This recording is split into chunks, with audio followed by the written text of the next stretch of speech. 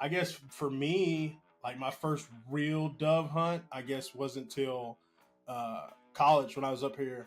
When I went with Cody Kale, Marshall Teal, and Jake Goodo. He was working for that place in Wixon Valley, and they let us come out there and dove hunt. Yeah, I mean, I was a pretty good shot already. I'd been doing clay shoots and stuff. Yeah, So I was been in quite a few clay shoots. I was pretty confident. I had my 12 gauge Remington and I took it down there with my first hunt with that gun. It was the whole thing. So it was nice. Limited out, but like everybody did. We had a trailer. They lined them all up on the trailer, and like it was just a really, really, really. We have a lot of good fun pictures from that one. Yeah. Oh my gosh. I think, man, dove hunting. I mean, it's fun to shoot birds and everything, and it's fun to bring birds home. Obviously, we love eating them, but like it is the most like family friendly. Yeah, it's a great first time. Enjoyable, like everybody get together, have a good time. Tejas. Tejas Hunt Club Podcast is the podcast for you and you and you and you. What's up, guys? Welcome to episode 26 of the Tejas Hunt Club Podcast. I'm your host, co-host this time, Brandon McDowell, and my co-host, Meagan McEllier. How are y'all doing today? Glad y'all are tuning in to the podcast once again. This episode is going to be Megan and I kind of talking about, one of the greatest weeks or weekends in the opening season of Dove. Mm-hmm. Dove opener for some. We didn't get to get out and get a hunt this past weekend for the Dove opener, but I'm going hunting this weekend. We're going to talk a little bit about that and then kind of talk about some dove hunting stories and stuff that we've done in the past. And then hopefully maybe some we'll do in the future. Last week on episode 25 of the Tejas Hunt Club Podcast, we had on our buddy Zach Fukurovich of Whetstone Habitat. So that was an awesome podcast. Listen to him talk about wildlife habitat and some of the things that he's been through all across the United States. I mean, from Texas to Kentucky to his working on his family's place now. Mm-hmm. So he's like I said in that podcast, he's a wealth of knowledge. So if y'all don't follow him, make sure y'all go give him a follow. And then sign up for his newsletter as well that he has coming out so y'all can get some tips and stuff for y'all to do on y'all's property. Also on that podcast last week, I mentioned some of the new hunting laws that were enacted here in the state of Texas. And I went and did some research and found some of the new fishing regulations as well. So I wanted to let y'all know about those just as a heads up if you're out there in the fall fishing. So now this one isn't so much going to be, useful until next season, but especially for snapper. But new Texas regulations now require all commercial and recreational anglers to use a venting tool or rig descending device on reef fish exhibiting signs of barotrauma. So I didn't know what that bloat, right? Yes, it is. Know what that is? I knew what it was, but I'd never heard it used in the term of barotrauma, so I did go look that up.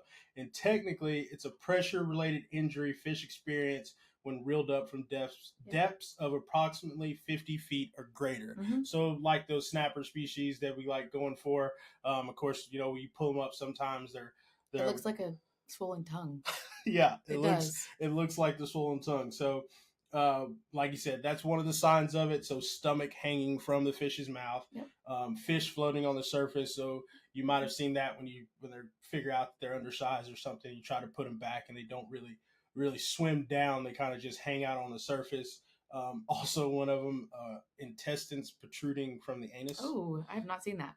No, I've never seen that either, but I can imagine that pressure on the fish. Jeez. Yeah. So that's one of the symptoms, and then of course bulging eyes, which I've seen before. I've seen that too. So now, like I said, regulations in Texas, you are going to have commercial and recreational anglers.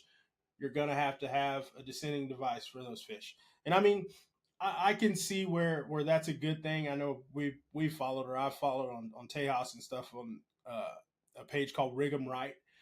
They're out of Florida, I believe, and they made a device for this to help fish and like put them back down. Because I know I've seen some other stuff where people just tie weights to them, and then hopefully it gets to the right depth, and then they kind of pull the weights off of it. Different setups, but from what I've seen, I haven't seen that before. Well, I'll have to send it to you. That's cool. Yeah.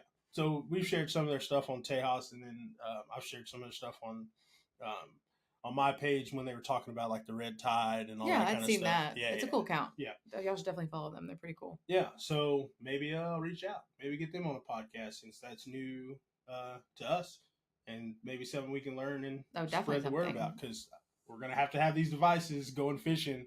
So and I like snapper. Yeah. And it's fun fishing, right? And then so I know this company does a lot of work in Florida with the restoration, the red tide stuff, so it might be a good company to support. So maybe I'll like I said, I'll reach out to them next week and see if we can get either some information if they don't want to come on the podcast or they're too busy. You never know. They're kind of going through hurricane stuff, or the end of the hurricane stuff, which is by far the worst part, cleanup and everything. So shout out to everybody in Florida. If we have any Florida listeners, hope y'all are okay and everything. And then even for the people that don't listen, those hopefully they get that stuff cleaned up, because I mean, we've been through and seen hurricanes here. And they're not fun. We both grew up on the coast. So. Yeah. So like I said, I'll reach out to them, try to get some more information, and then bring that back to the podcast next week. One of the other things is I didn't look this up. Dang it. So cobia has a reduced bag limit, and I saw your note about that. Dang it for us, because I didn't look up what the number was reduced to. So I'll have to come. I was interested in it though, because those cobia is some good fish. Yeah, and they're fun to catch too. They're so much fun. They're beautiful too. Like they're kind of the whole package. So I'll update that next week. Cobia or ling, right? Yeah. Is that the other name? Yeah, the other name. That's the one I heard first. Was ling. I don't know which one I heard offshore. With what was his name? Mitchell. Yeah. He was so excited because he caught his first ling. Yeah, okay. That was a fun trip. That was the first time. That was a long time ago, though. Yeah, it was. But yeah, so I'll get that updated and get y'all the bag limit for cobia or ling next week. Also, the short fin mako has been added to the prohibited list, so can't catch those. Don't know too many people that really catch. Is there a different? I need to look up what different makos there are. Short fin makos. I've never seen one. I don't know the difference. A regular mako. Yeah. Yes, you just got a shorter fin. I don't know. But I'll have to look that up too. That one wasn't that funny. Not really. But yeah, so those are the regulations that have been updated for Texas saltwater. Next up on the docket, Meagan. Oh yeah. We need a little update on our deer adventures. Our deer adventures. Yeah, I guess that's what we're calling. Well, yeah. So we've been at it for 2 years now. Yeah. I mean, solid. Yeah, doing it ourselves. So. Yeah. Been a lot of learning. Yeah. A lot of batteries. 3 game cameras, which take 8 batteries a piece. Which I mean, they do last a long time, and they send us a lot of pictures because we have the unlimited packages with Spy Point. But it's like, I don't know, it's exciting even when no matter what you see. Honestly, game cameras, I know a lot of people might knock them, and whoever does whatever, but I like them. I mean, exactly. I like waking up in the morning or like at 9:30. I get a notification. Okay, from the night before. And get all these pictures in, all these does and fawns eating and stuff. I mean, we've seen couple little baby bucks have come in, but nothing like real exciting. So we'll keep feeding them.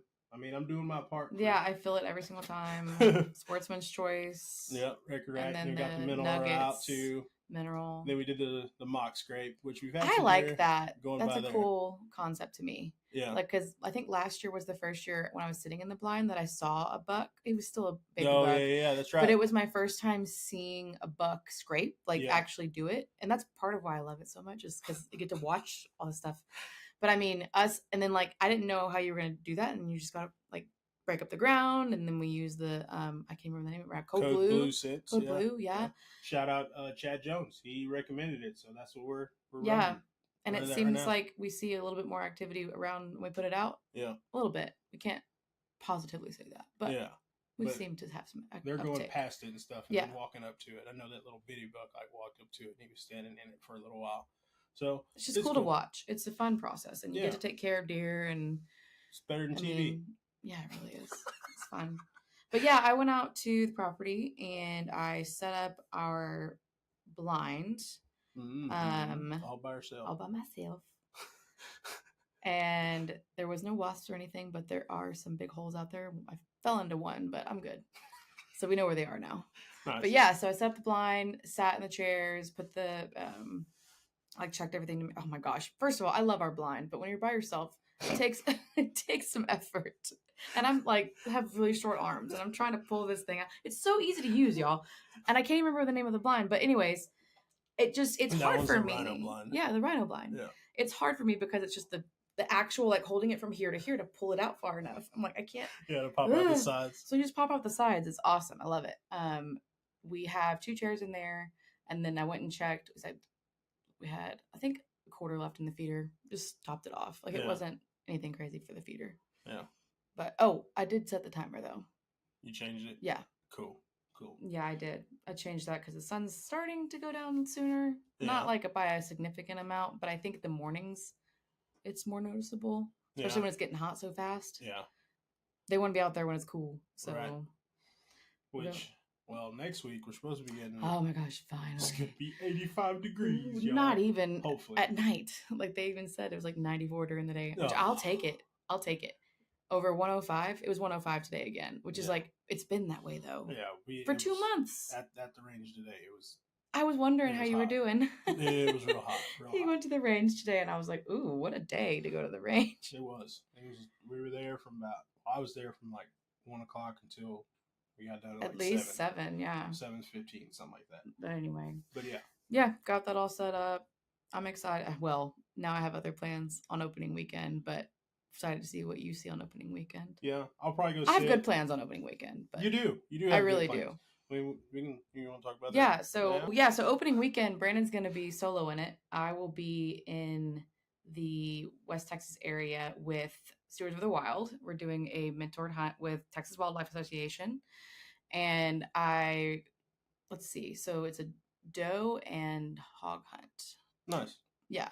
Doing some management. Yeah. Some management, and it's my first opportunity officially, right, as a mentor as a mentor on a hunt. Yeah. And I'm excited. I'm really excited about it. I think it'll be fun. Mm-hmm. Yep. I'm hoping there's a cold front that weekend too. We'll see. That would be so nice. We'll see. I'm not gonna hold my breath. I know. But I'll cross my fingers and maybe my toes too. Well, duh. It's opening weekend. Of course you are. So that'd be cool. We get some good photos and stuff. Maybe do a podcast there. Maybe some steezy footy. Yeah. We'll see. We'll see. But yeah, it's going to be a fun time. I'm excited.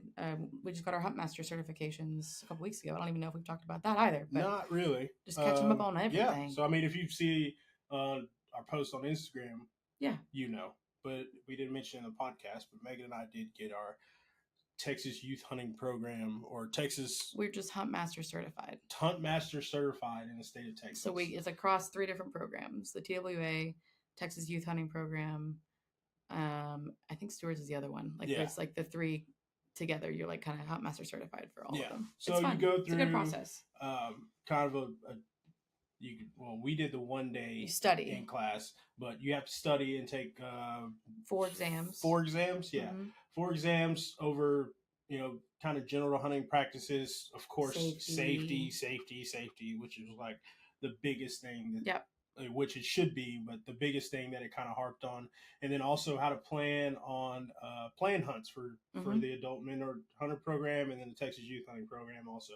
I might be mentoring for the Texas Youth Bow Hunt here. Oh yes. Next month, September, October. We're excited to be diving into that next this month. year. Yeah, so it'll be a lot of fun. Man, I see it as an opportunity. We aren't the ones that are necessarily pulling the trigger and stuff, but it's hunting. I get to spend more time. Oh yeah, you get to have the good experience outside in a blind, looking at animals. So any way that I could do that, if that's helping a kid hunt or helping an adult hunt, I'm definitely going to do it. So you can always bring the camera, shoot them, kill them with the lens, not necessarily the rifle or a bow. Maybe we'll see. Yeah. But should be fun. So a couple things that, we're going to have coming out, and we'll of course do podcasts, like I said, and maybe we might film a couple or something like that too and have them on the YouTube channel. So some more content for y'all to be excited for. So the meat and potatoes maybe macaroni and cheese of the podcast. We're going to talk about those the beautiful macaroni and cheese of the podcast. Those beautiful flying birds that we like to shoot at the beginning of hunting season. So beautiful, fast, yummy birds for sure. Yeah. It's a fun hunt. If y'all have never been dove hunting, you should definitely do it. So starting off, I wanted to figure out, a little dove history. I actually found out that there's 7 species of dove and pigeons, apparently they're in the same category, that are indigenous to the state of Texas. So the 3 that we love to hunt, obviously, are mourning dove, white-winged dove, and then apparently there's the white-tipped dove, which, it's a white-wing to me, are currently hunted in the state of Texas. Like I said, 2 species, the red-billed pigeon and the band-tailed pigeon, are currently listed as legal game birds, but by federal and state regulations, but there's not really like a huntable population of them. So there's not going to be like, a real big population to go shoot those animals or be in a concentrated area to be able to hunt them like mourning dove or white-winged dove. So 2 other species, the Inca dove and the common ground dove, are actually sparrow-sized birds with no potential for hunting and for which no formal management actions are undertaken. So they're not big enough to ride the ride, pretty much. AKA. Yeah. So mourning dove actually cover all 48 contiguous states. They go into southern Canada and into Mexico. And then white-winged dove are prevalent in South Texas, Northeast Mexico, and the West Indies, which I also found out that the white-winged dove are actually, their range is expanding farther north. So obviously you'll see white wings in East Texas, Central Texas, of course out in West Texas too. So their range is getting a lot larger as well. So that's a good thing to me. More opportunity to hunt them. I might say, we had to go south to hunt those. Yeah. Not long ago. Yeah. But now they're they've always been around. Yeah, you're just not going to see the numbers. Doves. Yeah, there's that some you're going to see around in the house Texas. here. I've seen some. So white wings? Yeah. Oh, at least 2. That other morning when I left, I seen 12 in the road. Dove? Yeah. Yeah, there was some eating in the front yard. Yeah, I wish we could shoot them, but we can't. No. We'll just look at them. But Texas, go Texas, leads the nation in dove hunting with roughly 250,000 hunters bagging 5 million mourning doves each fall. Yep. That's a lot of birds. That's a whole lot of birds.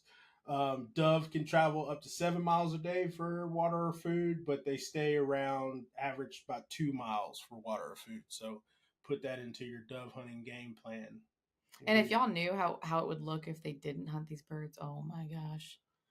It'd be like, I've seen the videos of them. Yeah. Everywhere. They're crazy. Look, like it's like clouds of them. Yeah. If they're not managed. So in the U.S., there's about 1.2 to 1.7 million dove hunters, and 23% of that number come from the state of Texas or hunt in the state of Texas. So each year, dove hunters spend roughly $200 million in a 6-week time period during dove season. Making an impact. So that is a lot of money for some little bitty birds.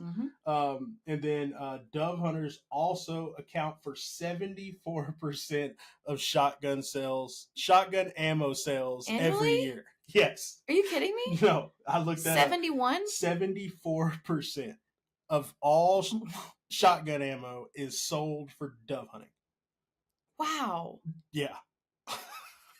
In the U.S. or just Texas? In the U.S. Holy cow. Yeah. So every year, all that ammo that's beating duck hunters. Yeah. Yeah. Geese and everything else. Like, that's beating them. I'd like to see that number. I might and look you that get to be too. Dry and not freezing your butt off. That's all I got to say. Yeah. You could literally wear shorts if you wanted to. Yeah. Yeah. It's a fun time. It is. Yeah, so that was some facts and stuff that I looked up on dove hunting. I always like to kind of dig a little deeper into the topics that we're talking about. So I learned a couple new things. Of course, that the amount of money that's spent in that little bitty time period is pretty cool. Of course, it all goes back to conservation and everything. So learning new information about that's like pretty cool because like I've dove hunted for a little while now. I didn't really. I guess we dove hunted in high school a little bit, but we I didn't didn't really until after college. doves really to shoot on where we were shooting. It kind of like it started out dove hunting, and then it quickly turned into like, let's go get the clay thrower and throw some clays. We're on our fourth box. We're wasting these shells. Yeah, exactly. So we really didn't dove hunt that much in high school, but we tried. I guess for me, like my first real dove hunt, I guess wasn't till college when I was up here, when I went with Cody Kale, Marshall Teal, and Jake Goodo. He was working for that place in Wixon Valley, and they let us come out there and dove hunt. And that was like my first morning of like getting up and going out. I remember we were hanging out. I remember we were hanging out at their house, just hanging out, and then they were asking me if I wanted to go dove hunting with them the next morning because they were all, buying their licenses and everything. And I was like, you know what? Yeah, like I'll go dove hunting with y'all. Cool. So I'm gonna, buy my license. And poor Meg's here. She wanted to go. I even already had mine. I actually had mine. That's how it was. But it was a boys only trip. So Meg's, mine was better. My first one was better than your first one. I wouldn't say that. I mean, mine was like equally as good. Like it couldn't have got any better. Like I shot a dog. I shot a limit of birds. That's right. Oh, you did? Yeah, we all did. Like it was pretty good. Like pretty good dove hunting for where we were at. Wrong. Yeah, but no, it was a lot of fun. I mean, don't get me wrong. Like your first dove hunt was epic for me. It was awesome. Yeah, like it couldn't have got any better. But like mine was pretty good too. Mm-hmm. Yeah, it's about the same. Okay. It was like a cooler, maybe. I think it's like apples and oranges because it's two different places with two different. Yeah. So that was a fun time. Shout out to those guys for inviting me out and let me come shoot with them and stuff. Because we're still friends with those guys. Talk to them on Instagram and stuff. If you go back and look on our page, there's a guy posing with a hippo in Africa. It's Cody Kale. He's a pretty good dude. So yeah. We'll have to maybe get those guys on a podcast or something and do some talking because they do a lot of hunting. That would be pretty funny. Actually, Cody and them, they go to Colorado and go elk hunting. I know they do because he posts about it. Yeah, and I'm just like, he's not a big social media guy. But when he does post, he makes everybody jealous. Is what he does. Yeah, they post some cool stuff when they go elk hunting. I'm like so happy for you, Cody. We'll definitely share some of that when they get around to going this year. Hopefully, I got to give them a shout and see if they're going or planning to go this year. So speaking of your very first dove hunt. Oh yeah. Okay, so I want to hear your side of the story because obviously I was there. I took you. Yeah. But I want to hear it from your perspective. It's funny when you ask me that. All I can think about is how it has been since, and it's never been as good as the first year we went. So my first hunt was something you took me on to meet most of the friends you had at Kingsville, right? Yeah, that's right. So it was like old college buddies. Did I meet Bob there? I can't remember, but Bobby and Julie was there. Ryan invited us out because he works those fields out there. Yeah. So Ryan Murphy, shout out to Ryan. But Murph dog. Murph. He always gets us the best spot. So we were on harvested soybeans and harvested sorghum, I believe. So it was like flat, super nice. We pulled up. There's a shaded area where the tree line is. You sit there, listen to music, drink plenty of Gatorade because you need to because it's sweating bad. We learned that lesson the hard way. It's hot down you can't drink enough Gatorade, especially if you had beer the day before or the night before. Because we got in the night before, had drinks that night, and then got up the next morning and hunted and fished. But yeah, I was a pretty good shot already. I'd been doing clay shoots and stuff. Yeah, so we've been in quite a few clay shoots. I was pretty confident. Like I was not nearly as good as you. Like I don't practice. I'm just a decent shot. So I had my 12 gauge Remington and took it down there with my first hunt with that gun. It was a whole thing. So it was nice. Limited out, but like everybody did. We had a trailer. They lined them all up on the trailer, and it was just a really, really, really. We have a lot of good, fun pictures from that one. Yeah. It was a lot of fun. They were we cleaned birds there, and we cooked them in the field and everything. It was fun. It was a good time. The next day, we had the birds from the day before. And was it tadpole? Oh, the truck thing. I'll never forget that, the 4-wheeler. So tadpole, shout out tadpole, man. He went to load his 4-wheeler. He was so pissed in the back of his truck, man, and gunned it a little hard and broke out his back glass. Like, yeah, he was loading up on the trailer and he just gunned it. Yeah. And just boop, oh man. So, I mean, there's shattered. all kinds of stuff that happens in the dove field. Oh my gosh. I think, man, dove hunting, I mean, it's fun to shoot birds and everything, and it's fun to bring birds home. Obviously, we love eating them, but like, it is the most like family friendly. Yeah, it's a great first time. Enjoyable, like everybody get together, have a good time. Mm-hmm.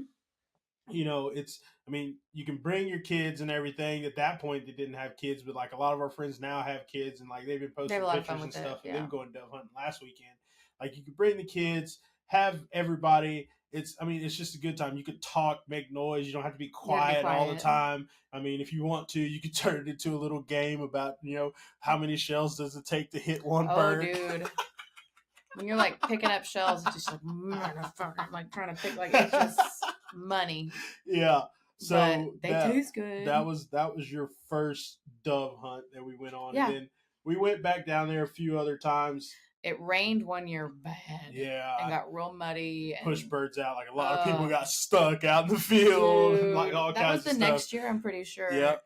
It was sweltering hot the first year, but it was enjoyable. Yeah. Second year, and you had to like get back in your truck and you're muddy, so you had to get back out. Like, it would stop raining, so we're trying to hunt between the rainstorms. Yeah. But the dogs are all muddy and they're climbing up in these Ford leather seats. Yeah. And then I remember at one point, I think it was me, Bob, Cecil, and I, and we were just standing out in the rain and shooting birds. They got anyway. so frustrated. They were just like, forget it. Like, we're already wet. We're just going to stand out here and shoot birds because they're still flying. Yeah. So that was a good trip, a lot of fun. And then, like, on these trips too, because it's special Whitewing season, like, you can't hunt until the afternoon. Mm-hmm. So in the morning, some of us, not all of us, we'd get up and we'd go fishing, and like hit the bays and stuff down there. Mm-hmm. Fish in the Lower Laguna. If you've never done that, oh, it's so good. It's awesome. I mean, a lot of people go down there to fish for trout and stuff. Trout, but there's some awesome reds.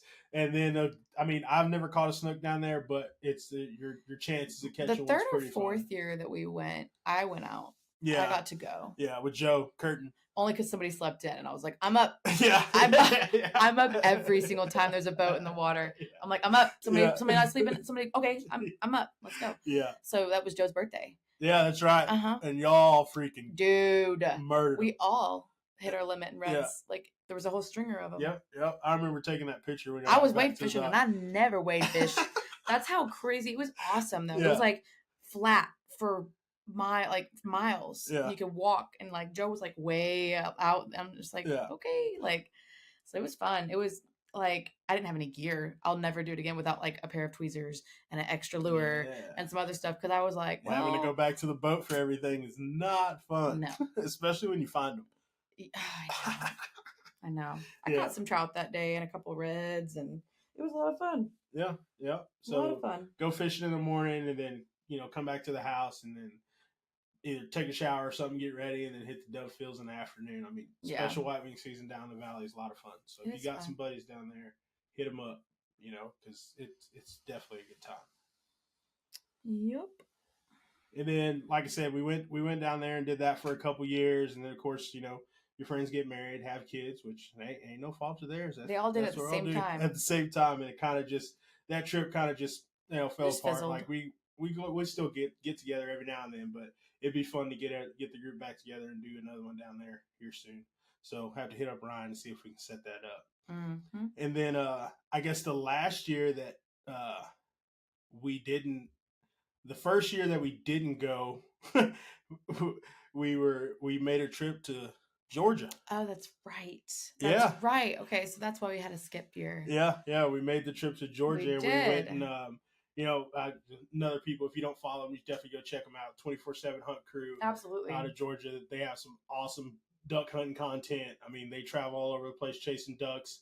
And then beautiful dogs. Their annual dove hunt that they do every year is a great event. They just got done with it this past weekend, and it's gotten even bigger, which is crazy because it was huge when we went. It's so cool to see. It is, because like it was big when we went, but it's smaller than what they had, and like you could still, not that it was a bad thing, but like putting on an event like that, like it's hard to like enjoy it, and like I could see that they were not obviously not struggling. They put on a great event, but they were working their tails off to put on a good event. Yeah. Which is like kudos to them, man, because like I said, like putting on stuff like that is not easy to do. And we had a great time with them. Just we wanted to travel to Georgia, and we had never been, and that was an excuse or a reason to go. So it was a lot of, like I said, a lot of fun hunting with them. Check out their content if you're not following them on Instagram and stuff. They do a lot of giveaways and things. So yeah, definitely check out their page. They're a great group of guys. So give them a follow and stuff. Follow their YouTube channel too. They'll probably have some pretty cool duck hunting videos coming this fall. Soon. Yeah. Very soon. So like I said earlier in the podcast, we didn't get to go out this weekend, but this past weekend, but this weekend I'll be heading to Albany, Texas for the Stewards of Wild Dove Hunt. We went last year, and that's another awesome event that they put together up there. The birds were flying both days. I mean, insane. Just it was so good. Crazy. So Albany was a pretty good stretch from College Station, and now it's a little bit closer now that we're at Burnet, but it's still like 3 hours to get up there. Solid. So I'll leave when I won't get to hunt tomorrow, but I'll hunt Saturday morning. So I'll drive up after work. But that last year was awesome. I mean, first off, you get there, do check in and everything, and they got warm up, sporting clays, and all that kind of stuff. Silent auction. Yeah, silent auctions. They got awesome giveaways, goodie bags, all that kind of stuff. So you get to hang out and practice and warm up, and then you go to the dove field in the afternoon, and then come back, have dinner and everything. We had Jesse Griffiths there. He cooked, dove. Yeah, a lot of the dove from that day. So that was pretty cool. I mean, he's an awesome chef. He's the guy that wrote the hog book. So kind of changing the game on how wild hog was prepared and kind of bringing a new light to it. So he's got his restaurant in Austin here. We need to go. Oh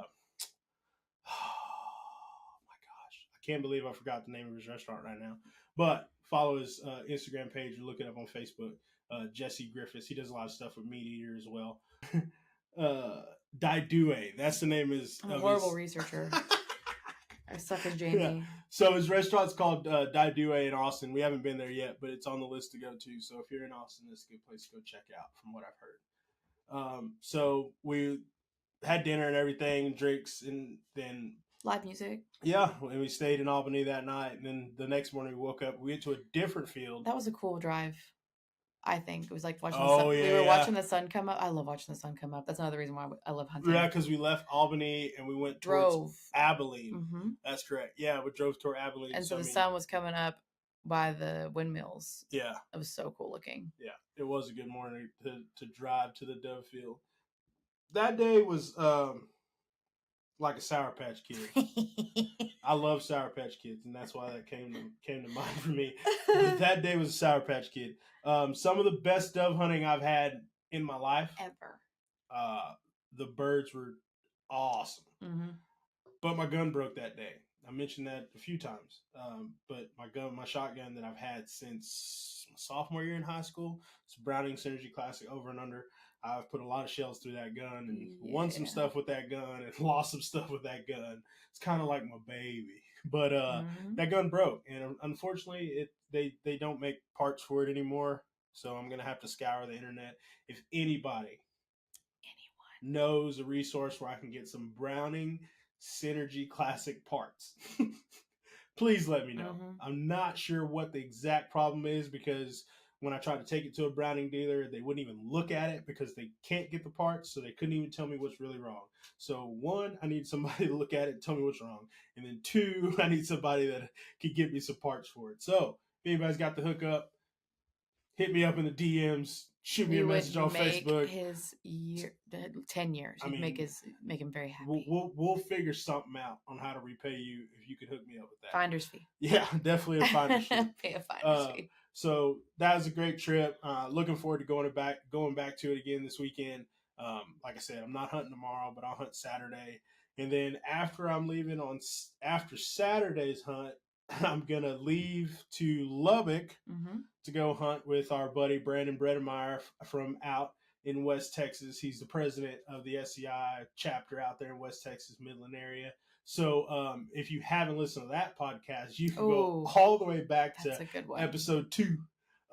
We talked about their event that we filmed for them, and we got to watch them raise $1 million in one night. It was epic. So that we filmed them doing it. Yeah. It was so cool. Yeah. So go back and listen to that podcast if you want to learn about what West Texas SCI chapter is doing, and a little bit about Brandon also. He kind of talks about going to Africa and hunting over there, and then how he grew up hunting too.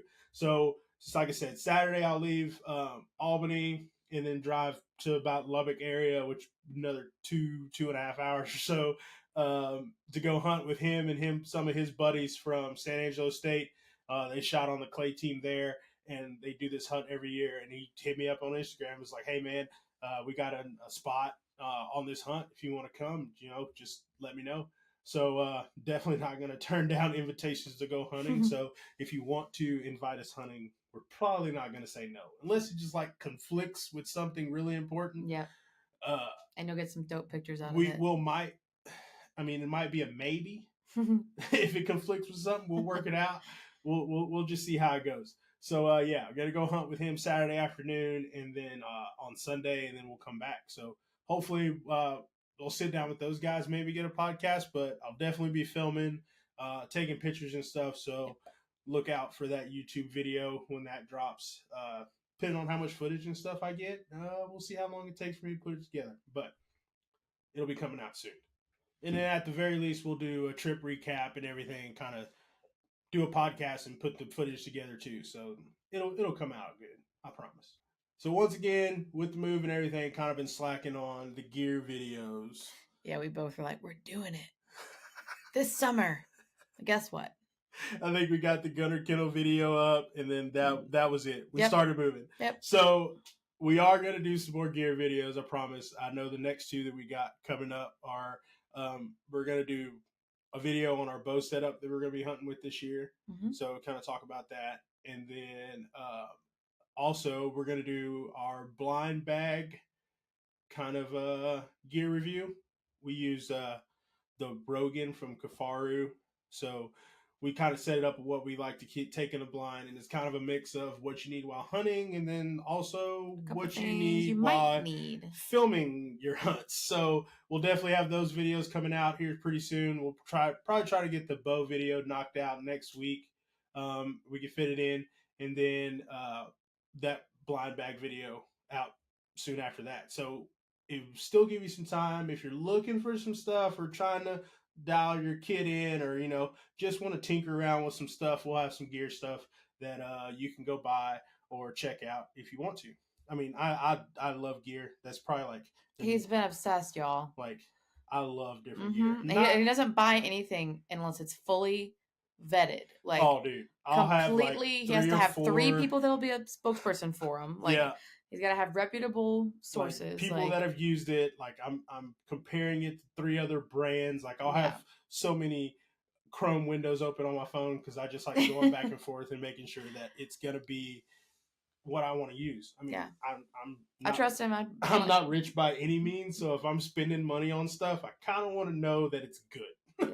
Yeah. If I'm gonna be buying these bags and everything, because I mean, like Kafaru, I love all their stuff. Yeah. Like they're if there's a Kafaru sale, there's a Kafaru box on our porch. Yeah, I mean, all their stuff's great, from their packs to the pullouts for their packs to, like I said, the stuff you can turn into blind bags. I use it. Yeah, I use it every day. Yeah, I mean, I have pull-out bags. So if I'm being honest, I have 2 Rogans. So I have a Rogan that I keep in my truck, and then my bag that I take with me every day, and then I have a Rogan for my blind bag. So like I said, I like all of Kafaru's stuff, and then we'll dive deeper into that. I might even throw in, if we do that video, I might throw in my pack too, just to add it out so people can see, like, because I run the Hellbender. And I'll do my Rogan. Yeah, because I took it to Idaho last year. And then, so that was a lot of fun running that. And then I'll be using it on hunts this year, too, to help film. So that'll be cool. Yep. Been hiking with it, or walking, I guess. Yeah. Rucking. Yeah. Okay. Yeah, so 25 pounds in it, and I walk down from the house to the gate. It's got a slight little incline, so it's on rocks. Yeah, you gotta pull up a little bit. So been doing that. Need to go to the gym though, but been doing stuff at the house. I got that, been doing the rucking stuff, and then got a dumbbell and a curl bar. So been figuring out different ways to do different stuff with that. So a lot of farmers carry. But yeah, so this podcast is kind of short, we know, but we want to just get on here and talk about what we got going on and let y'all know about some of the content we got coming up. So appreciate y'all listening. For sure. Like I said, the numbers have been doing great. As always, share with a friend if you like the podcast. Definitely give us a rating if you want to. Hit that like button on YouTube, subscribe and all that good stuff. Follow us on Insta. Yeah, follow us on Instagram. We usually post the most to Instagram. Definitely. Yeah. The most content that we have is going to be on Tejas Hunt Club Instagram. Mm-hmm. And then probably next is going to be YouTube, would you say? And then probably after that, Facebook group. Like I said, I know a lot of y'all been hunting and stuff, but, if you're in the Facebook group, share some of those pictures. We want to see them, And then if you're not in the Facebook group, get in the Facebook group and share those pictures. I mean, I know a lot of people are getting out hunting and fishing and stuff now, so we want to promote it and then show what everybody's doing. I'm not saying give out your honey holes or nothing. No. But, you might learn a thing or two. Send us some pictures. Yeah. Tell us about your hunting story. That day, if something happened. Brag about your kid. Yeah, brag about your kid. Please brag about your kids. That's so fun to see. Take them out there. Tell us about it because we love sharing those stories.